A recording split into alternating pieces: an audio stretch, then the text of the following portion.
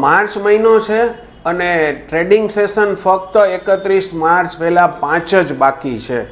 એટલે આપણે એવું કહી શકાય કે તાત્કાલિક આપણે આપણા ટેક્સનું પ્લાનિંગ કરવું પડે. આપણે જે કાંઈ શેરો ખરીદી અને વેચ્યા છે એનો પ્રોફિટ પણ આપણે જોવો પડે કે કેટલો પ્રોફિટ થાય છે. અને દાખલા તરીકે કોઈ શેરો ખરીદ્યા છે તો એમાં નુકસાની પણ જાય છે, પરંતુ આપણે એ નુકસાની બુક નથી કરી. પ્રોફિટ આપણે બુક કરી લીધો છે, પણ જે 2-3 મહિનામાં કે છેલ્લા 6 મહિનામાં શેરો ખરીદી લીધા છે અને એમાં અત્યારે નુકસાની જાય છે. તાજેતરમાં જ એવું બન્યું છે કે ગયા વર્ષથી જોવા જાય તો એપ્રિલ પછીથી ડિસેમ્બર સુધીમાં આપણને ઘણો બધો પ્રોફિટ જોવા મળ્યો છે, શેરોમાં તેજી જોવા મળી છે, પરંતુ છેલ્લા 3 મહિનામાં આપણને નુકસાની વેઠવાનો વારો આવ્યો છે.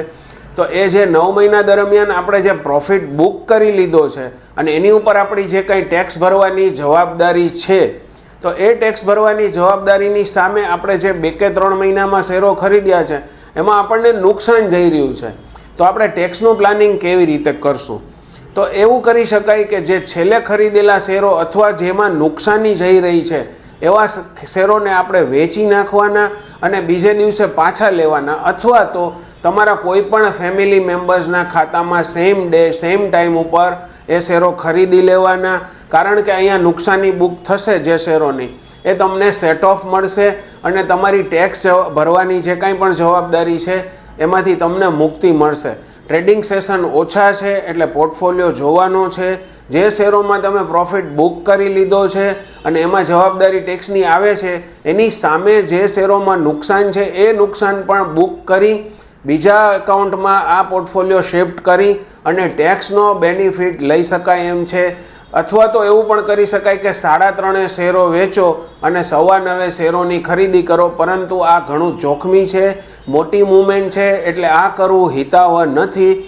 ફેમિલી મેમ્બરમાં અરસપરસ તમારે એ શેરોનો બદલો કરવાનો રહેશે, એક એકાઉન્ટમાં એ શેર વેચવાના રહેશે, સેમ ટાઈમે સેમ સ્ક્રિપ્ટ સેમ શેરો બીજા એકાઉન્ટમાં લેવાના રહેશે, જેથી તમે ઇન્કમ ટેક્સ ભરવામાંથી તમને મુક્તિ મળશે. અથવા તો એવું થશે કે જેમાં તમે પ્રોફિટ બુક કરી લીધો છે એનો ટેક્સ ભરવાનો થશે, નુકસાની જે છે એ તમને સેટ ઓફ નહીં મળે, કારણ કે તમે નુકસાની બુક કરતા નથી. એ શેરો જે નુકસાનીવાળા તમારી પાસે છે એ તમે વેચતા નથી.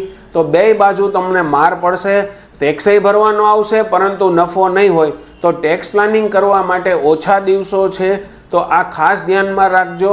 માર્ચ એન્ડિંગ છે એટલે તાત્કાલિક ટેક્સ પ્લાનિંગ કરી અને જરૂર પડે આ રીતે ટેક્સમાંથી બચી શકાશે.